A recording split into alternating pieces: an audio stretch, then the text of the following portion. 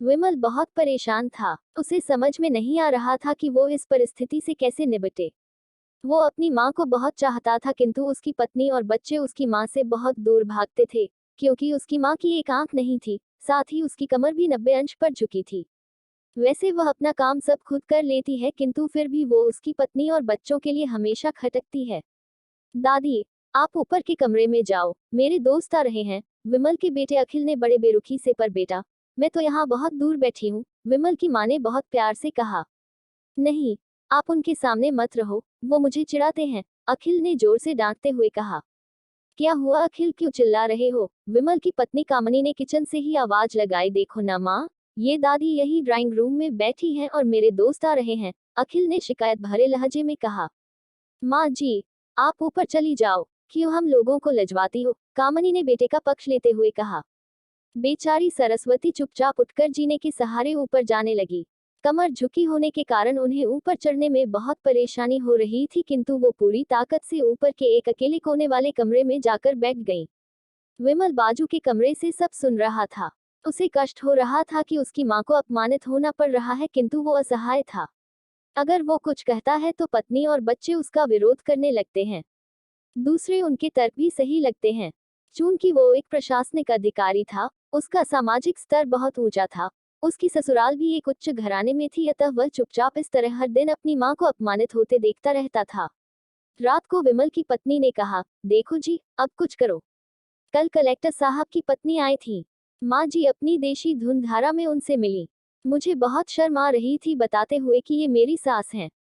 मैंने कह दिया कि दूर की रिश्तेदार हैं, इलाज कराने आए हैं। विमल को रोना आ गया, किंतु फिर भी वह चुप रहा। उसे समझ में नहीं आ रहा था कि वो क्या करे। अपने बेटे की मन स्थिति को सरस्वती अच्छी तरह से जानती थी और बेटे को कोई कष्ट न हो इसलिए वो हर बात को चुपचाप सह लेती थी। विमल बहुत उदास रहने लगा। एक तरफ परिवार और सामाजिक स्तर पर जीने की प्रतिबद्धता थी, तो दूसरी ओर माँ। आखिर माँ से अपने बेटे की यह हालत नहीं देखी गई। एक दिन उसने अपने बेटे से कहा, विमल बहुत दिन हो गए हैं, मैं अपने गांव जाना चाहती हूँ, मुझे वहां पहुंचा दो, मेरा यहाँ मन नहीं ला रहा। किंतु माँ, वहां तो कोई नहीं है, तुम्हारी देखभाल कौन करेगा? विमल ने आश्चर्य से पूछा। अरे, सब गांव वाले तो हैं और वो तुम्हारे मामा जी तो उसी गांव में रहते हैं, और फिर हम सारी व्यवस्थाएं कर आएंगे न। कामनी को तो जैसे मन की मुराद मिल गई हो। हाँ बेटा, बहू सही कह रही है, सरस्वती ने लंबी सांस लेते हुए कहा। विमल जानता था कि गांव में मां की देखभाल करने वाला कोई नहीं है, लेकिन अपनी पत्नी की जिद के कारण वह अपनी मां को गांव छोड़ने पर विवश हो गया। मां को गांव छोड़कर आते वक्त उसे रोना आ रहा था तथा अपनी बेबसी पर गुस्सा भी आ रहा था, किंतु परिवार, पत्नी और समाज ने उसके इन मनोभावों को दबा दिया और वो सुकून सा महसूस करने लगा। कुछ दिनों के बाद उसके चाचा, जो अमेरिका में रहते थे, आने वाले थे। जब विमल बहुत छोटा था, उसके पिता जीवित थे तब वो भारत आए थे और उसके बाद वो अब भारत आने वाले थे। पूरा परिवार और आस पड़ोस बहुत उत्साहित था। अमेरिका से विमल के डॉक्टर चाचा आ रहे थे। डॉक्टर रमेश ने जैसे ही घर में कदम रखा, सबने मिलकर बहुत उत्साह से उनका स्वागत किया। क्यों विमल भाभी नहीं देख रही, कहाँ हैं? डॉक्टर रमेश ने उत्सुकता पूर्वक पूछा। जी वो गांव में रहती हैं, यहाँ उनका मन नहीं लगा, कामनी ने सपाट लहजे में उत्तर दिया। डॉक्टर रमेश ने विमल की ओर देखा तो विमल ने अपनी आंखें झुका ली।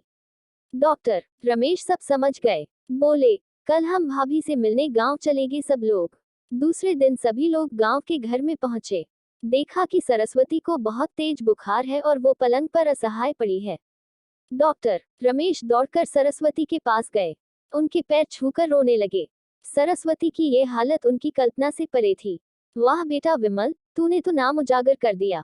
अपनी माँ की ये हालत देखकर तुझे तो शर्म भी नहीं आ रही होगी। डॉक्टर रमेश ने विमल को लगभग डांटते हुए कहा। नहीं देवर जी, विमल का कोई दोष नहीं है, मैं खुद गांव आई थी। सरस्वती ने अपने बेटे का बचाव किया। मुझे सब पता चल गया भाभी, आप चुप रहो।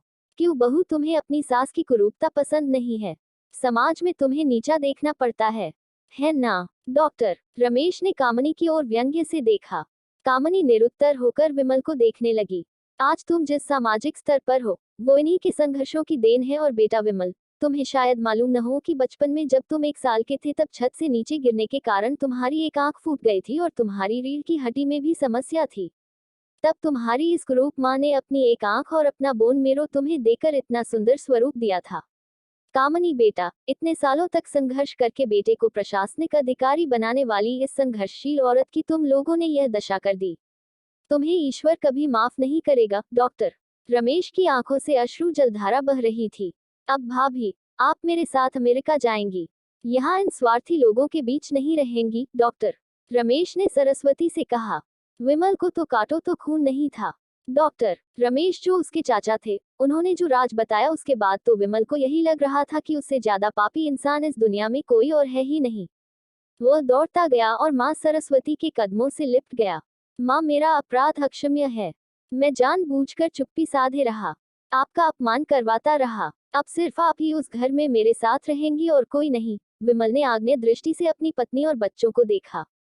कामनी को भी बहुत पश्चाताप हो रहा था, किंतु उसकी हिम्मत नहीं हो रही थी कि वो सरस्वती से आंख मिलाए। सरस्वती ने कामनी की मन स्थिति को समझकर उसको पुचकारते हुए अपने पास बुलाया और विमल को डांटते हुए कहा, खबरदार, जो मेरी बहू को मुझसे अलग करने की कोशिश की तो तुझे ही घर से बाहर निकाल दूंगी। कामनी और बच्चों ने सरस्वती के पैर पड़ते हुए अपने व्यवहार पर माफी मांगी और मां के हृदय ने सबको माफ कर दिया।